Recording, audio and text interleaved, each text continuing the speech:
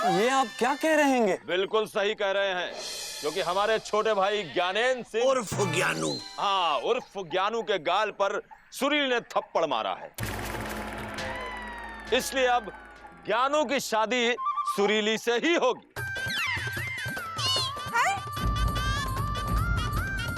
ऐसे कैसे शादी होगी? हाँ, जो लड़का लड़कियों को छेड़ता है वो हमारा दामाद नहीं बन सकता। हाँ। अरे लड़की को देख के ऐसे सीटी मारता है।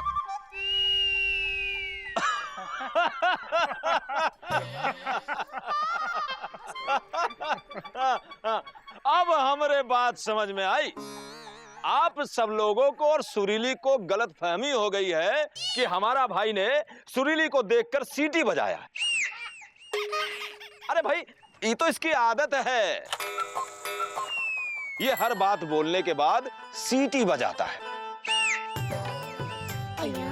अरे बजाता क्या है, बज जाती है। अभी दिखाते हैं आप लोगों को। ज्ञानू, जरा बोलो इनको, बताओ। हाँ, हमको बचपन से ये परेशानी है।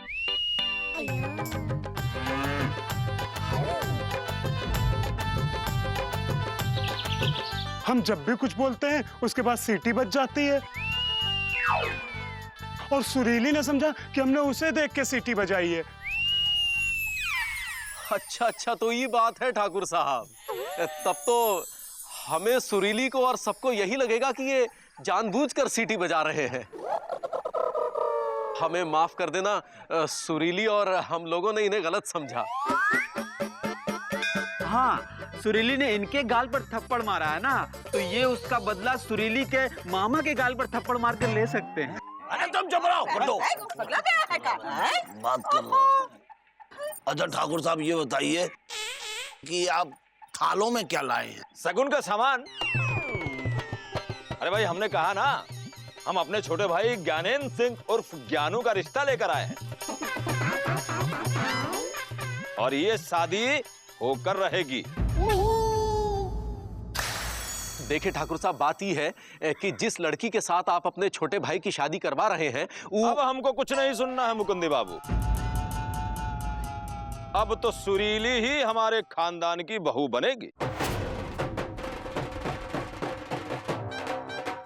क्योंकि हमारे खानदान की एक परंपरा है। हमारे खानदान के किसी लड़के को अगर कोई लड़की थप्पड़ मार देती है, या हमारे खानदान की लड़की किसी लड़के को थप्पड़ मार देती है, तो उन दोनों की शादी होके रहती है। आप शायद लड़की की माँ हैं। हाँ, साहब का है। हम लड़की की माँ हैं। और हम मामा। ये सगुन का सामान हम आपके घर के अंदर रखवा देते हैं,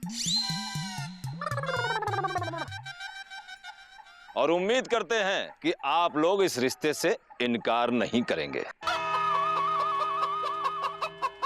क्योंकि हमको पूरा यकीन है कि ये रिश्ता आप सबको भी पसंद होगा। तो शादी की तैयारियां शुरू कीजिए। अरे रख दो सामान अंदर।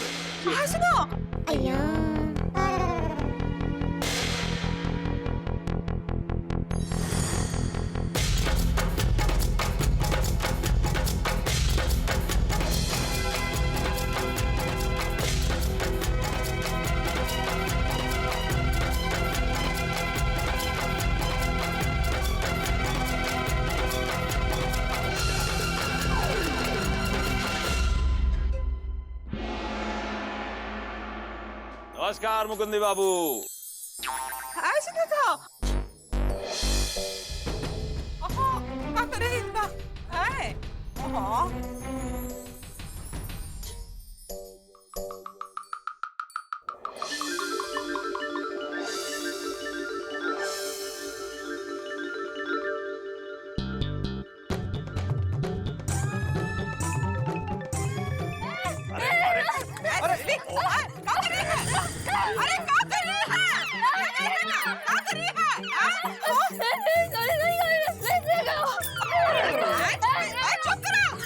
तुम्हें शादी नहीं करनी है, ये अलग बात है। शगुन की थाली फेंकता है के? अरे सुरीली देखो, हम बताते हैं, ठाकुर साहब ने कहा था कि उनका जो छोटा भाई है जिसको तुमने जोरदार थप्पड़ मारा था, अरे जिसने तुम्हें देख के सीटी बजाई थी, सीटी बजाना उसकी आदत है भाई, उसने तुम्हें छेड़ा नहीं था। नहीं माँ,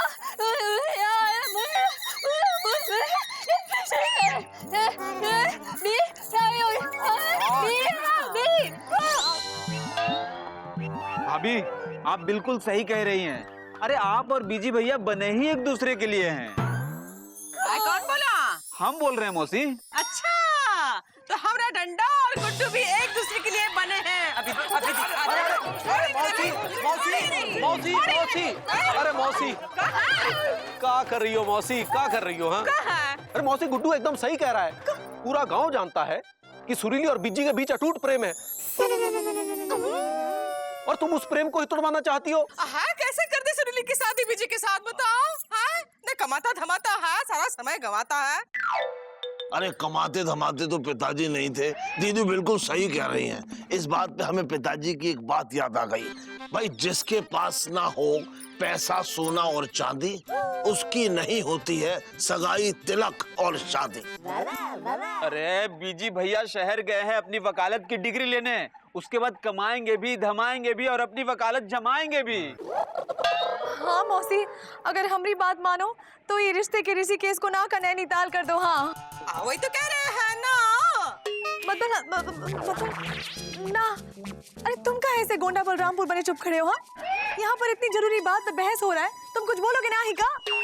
हमसे किसी ने कहा ही नहीं। तो आपसे कोई कहेगा भी नहीं तो ना कहे, अरे हम कोनो ऐसे वैसे आदमी नहीं है। हाँ, लल्लन जी PWD वाले हैं, नहीं तो वैसे बात सुरीली की है, इसलिए कोई कहे ना कहे फिर भी हम कहेंगे। मौसी, अरे वो जो ठाकुर लोग है ना, तुम्हारी बिटिया को अपनी बहू नहीं बनाना चाहते हैं। तो क्या आपको बहू बनाना चाहते हैं? देखो हम कह रहे हैं, हमको कह लेने दो। हाँ हाँ, तो कहो, बोलो बोलो, कहो। अरे हमारी बात को समझो। वो कहा है ना कि ये लोग सुरीली को अपनी बहू नहीं बनाना चाहते हैं, बल्कि अपने अहंकार की शांति चाहते हैं। अरे शांति को तो पिताजी चाहते थे, हाँ अहंकार की नहीं, वो धोबी की साली। का बकलोली करता है? चुप करो। देखो मौसी, हमें लगता है कि लल्लन जी बिल्कुल ठीक कह रहे हैं, वो भी जिंदगी में पहली बार। देखो वो कहा है ना, वो लोग सुरीली के गुण संस्कारों से मतलब नहीं रखते। वो तो सुरीली को इसलिए घर की बहू बनाना चाहते हैं क्योंकि सुरीली ने उनके छोटे भाई को थप्पड़ मारा, और उनके खानदान की परंपरा के अनुसार अगर कोई भी लड़की उनके खानदान के मर्दों को थप्पड़ मारती है तो वो उससे शादी करते हैं। उनके खानदान की परंपरा का अहंकार समझ लो बस। हाँ, मुकुंदी भैया एकदम सही कह रहे हैं। हाँ, ये रिश्ता नहीं होना चाहिए। एलिजा, तुम चुप क्यों हो भाई? तुम भी तो कुछ बोलो कि ये रिश्ता होना चाहिए या नहीं। देखो तुम हमारे दोस्त हो, हमें लगता है कि तुम एकदम सही सलाह दोगे। मामा, हम इतनी देर चुप रहे कि कुछ सोच रहे थे, और सोच सोच के इस नतीजे पे पहुंचे हैंगे कि अगर तुमने सुरीली की शादी उस ठाकुर के यहाँ करवाई तो हम एलिजाबेथ यादव इन सब के सामने एक कसम खाते हैंगे कि हम तुमसे एक बार फिर से अपनी दोस्ती तोड़ देंगे। क्या? अरे एलिजा, सुनो तो भाई, हमारी बात सुनो। देखो इतना अच्छा इज्जतदार खानदान है, और वो सुरीली को रानी बना के रखेंगे।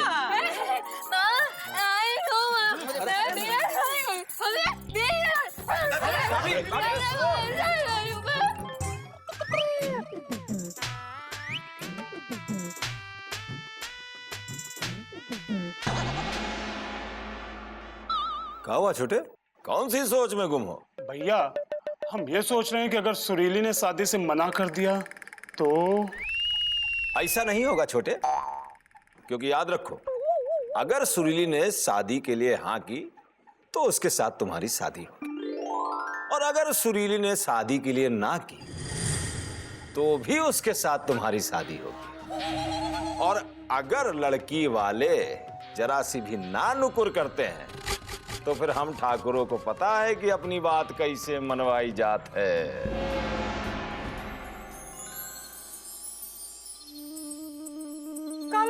छोटू? हाँ, क्या करें हम? अरे हलवा पूड़ी बनाओ और क्या करें। जब देखो तो खाने की बात करता रहता है। पेट है या गोदाम? अरे गोदाम तो पिताजी का पेट था, तभी तो वो दिन में 65 और रात को 55 रोटी खाते थे, वो भी 3 किलो सब्जी के साथ। बकलोली ना कर। ये सोचो, इस समस्या का क्या किया जाए बताओ। देखो ठाकुर जी इतना सारा सबूत देके गए हैं, सुरीली शादी के लिए मना कर रही है और सारा लापता गज शादी के खिलाफ बोल रहा है। अरे जलते हैं लापतागंज वाले हमारी किस्मत पे। अरे है कोई पूरे लापतागंज में जिसकी बेटी का रिश्ता इतने बड़े जमींदार के घर से आया हो, वो भी थप्पड़ खाने के बाद। हाँ, और सुरीली ने भी थप्पड़ जोर से मारा होगा कस के। हाँ दीदी, हाँ। और दीदी सुरीली के लिए सबसे अच्छा है ये रिश्ता, जैसे बादाम के साथ पिस्ता। दीदी पंडित जी ने भी बताया था ना कि सुरीली का पति वही होगा जो अपने घर से बहुत दूर गया होगा, और जब सुरीली ने ठाकुर साहब के छोटे भाई को थप्पड़ मारा था तब भी वो बहुत दूर से आ रहा था। दीदी सुरीली की शादी का योग भी आ गया है, पंडित जी ने ये भी तो बताया था, याद करो। इस लड़की की कुंडली में शादी का योग तो बन चुका है और बहुत जल्दी इस लड़की की शादी होने वाली है। जिस लड़के से इस लड़की की शादी होगी वो अपने घर से बहुत दूर किसी विशेष कार्य से गया हुआ है। छोटू, हो सकता है स्वामी जी इसी लड़के के बारे में बोल रहे थे। हाँ? क्या किया जाए? हाँ का हलवा चढ़ा दिया जाए। हाँ दीदी, हाँ। अब दीदी जीजा जी मुंबई में तुमसे दूर इतने सालों से काम कर रहे हैं, क्यों? भाई इसीलिए ना कि सुरीली की शादी कहीं अच्छी जगह हो जाए, और इतना अच्छा रिश्ता तुम्हारे घर खुद चल के आया है और तुम ना कर रही हो। दीदी एक बार बस सुरीली की शादी वहां हो जाए, फिर देखो सुरीली बनेगी जमींदार की पत्नी, हम बनेंगे जमींदार के मम्मियां ससुर, और तुम बनोगी जमींदार की सास। दीदी हमारे साथ साथ जीजा जी की भी मेहनत सफल हो जाएगी। बस इधर सुरीली शादी होके जाएगी और उधर मुंबई छोड़ के जीजा जी तुम्हारे साथ रहने आ जाएंगे। हमने इस बारे में सोचा ही नहीं था। हाँ। लेकिन दीदी एक बात और, किसी भी हालत में सुरीली की शादी हमें बिजी पांडे के साथ नहीं होने देनी है। लेकिन अगर सुरीली की शादी कहीं और नहीं हुई तो बिजी पांडे को हमारे घर का दामाद बनने से कोई नहीं रोक सकता। ऐसा ना कहो।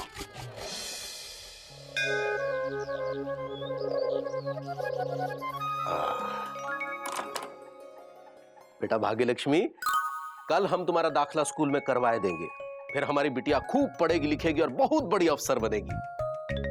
क्यों, पढ़ोगी ना बेटा? पापा हमसे किसी ने कहा ही नहीं।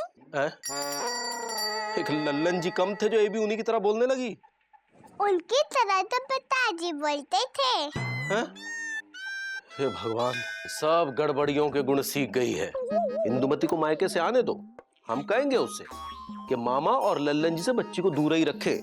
अभी तो सिर्फ बोली सीखी है, कल को कोई आदतें भी ना सीख जाए। पापा वैसे अम्मा कब आने वाली है? बेटा पिछली बार जब तुम्हारी अम्मा की तबीयत खराब हुई थी ना, तो तुम्हारी अम्मा कई महीनों बाद लौटी थी, और फिर से हालचाल पूछने गई है तो पता नहीं कब लौटेगी। पापा अम्मा की तबीयत क्यों खराब होती है? क्योंकि बेटा हमारी किस्मत खराब है। पापा आपकी किस्मत क्यों खराब है? क्योंकि बेटा हमने शादी की इसलिए। पापा आपने शादी क्यों की? बेटा पिछले 11 सालों से यही सवाल हम खुद से पूछ रहे हैं, हमको जवाब नहीं मिला तो तुमको का दे? चुको बेटा, हम दफ्तर जा रहे हैं, तुम अपना और भाग्यलक्ष्मी का ख्याल रखना। ठीक है पापा, हम भाग्यलक्ष्मी का ख्याल रख लेंगे। शाबाश, खेलो। अरे सुरीली, क्या हुआ बेटा? चुको, तुम बाहर खेलो बेटा, जाओ चलो। यहाँ आओ, बैठो। क्या हुआ?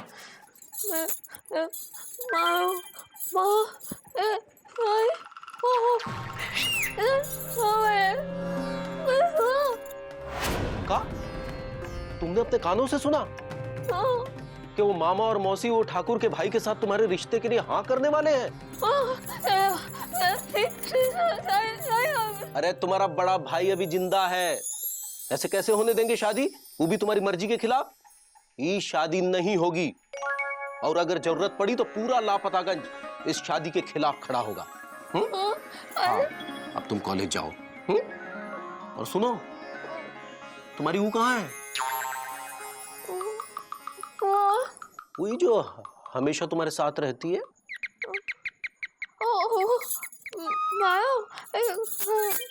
अरे मायो वायो नहीं, अरे तुम्हारी प्यारी सी मुस्कान। हाँ? अभी रोती सूरत छोड़ो और ई सोच के मुस्कुराओ कि तुम्हारी शादी बिजी से ही होगी। आज बात। चलो अब हम दफ्तर जा रहे हैं, और तुम कॉलेज जाओ। हमको तो बहुत चिंता हो रही है कि अब क्या होगा, क्योंकि ना ही सुरीली शादी के लिए मानेगी और ना ही वो ठाकुर इस रिश्ते को तोड़ने के लिए मानेगा। अरे लीजा, कहीं लापतागंज और सिंघाड़ागंज के बीच युद्ध ना छिड़ जाए। हमें भी बहुत चिंता हो रही है, और वो एक नहीं दो चिंता। वो कैसे? अरे वो ऐसे कि पहली चिंता यह है कि इस समस्या का क्या होगा, और दूसरी चिंता यह है कि हमारी दुकान का क्या होगा। वो देखो,